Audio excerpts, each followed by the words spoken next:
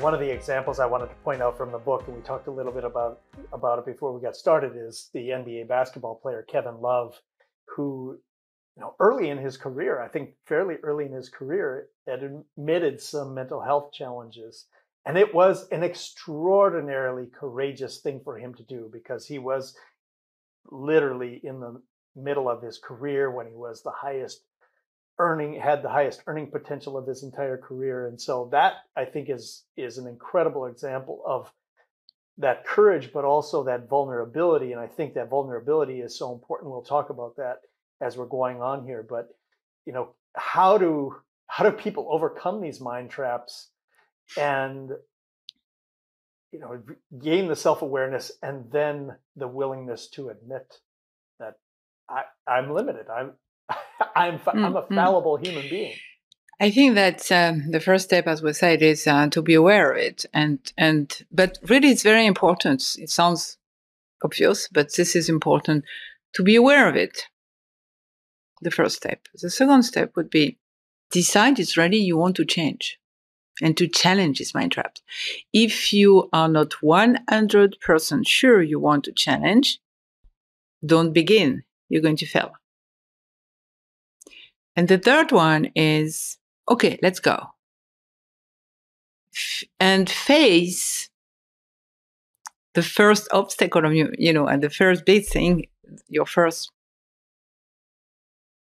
first obstacle, let's say, mental obstacle, with your fears. And because we all have fears. This is part of human being. This is normal. So have this conversation with your fears of failing, because you used to do one way and, okay, I have to change, but what should I change, right? I'm going to fail. The fear of chaos. What's going to happen if I, let go? Or if I open the door to emotions? And the third one is the fear of emotions. Oh, I have to face my emotions? I have to open the door to other emotions? This is hard, because, as my clients say, hey, emotions don't belong to the corporate arena. What are you telling me? And yes, it's hard, because they said the first thing is, I cannot fix people. I'm not a psychologist. But this is not what we are talking about. But this is really fears. So have this conversation with your fears. And behind those fears, you will find your first mind trap, or your mind traps with us. Anyway, we have a lot. But usually, my experience is we have a big one first.